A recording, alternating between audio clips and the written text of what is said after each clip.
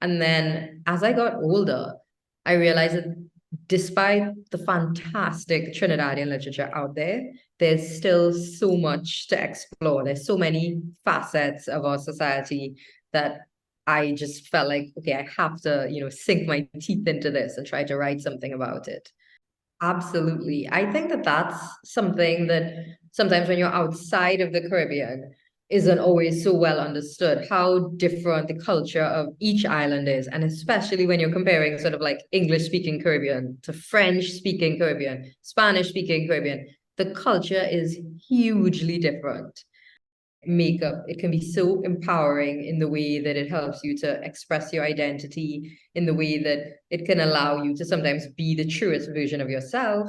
But let's be real, the beauty industry can also be incredibly toxic, and it can often try to say there's a very narrow standard of attractiveness. The ideas around masculinity in general, but especially in the Caribbean, which is what we're familiar with, the ways to, be a man. We would know about that, even though we're not men. We would see sometimes the pressures that would be exerted on our fathers or our brothers, or the expectation that, manhood is this sort of like bulletproof force. And I think you're right. I think a lot of contemporary Caribbean writers are sort of trying to peel that back in different ways. Um, and that's what I wanted to do with Obadiah. There is so much scope for abuse of power.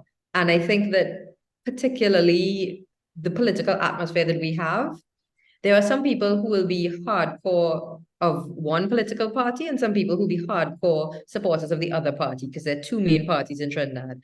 But I think that the average person just feels so much frustration with what they perceive to be a lack of choice, because our politics in Trinidad boils down to there's one party that's Afro-Trinidadian and one party that's predominantly Indo-Trinidadian.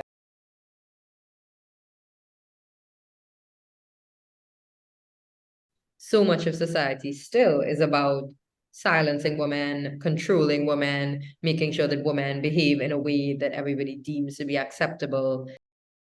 I think that sometimes, particularly when you're in writing, you can want to worry about things like sales, or how is the book going to be reviewed, or how is the book received. But I don't have any control over those things. I can't change the mind of a single reviewer just by sitting here and hoping that they like it.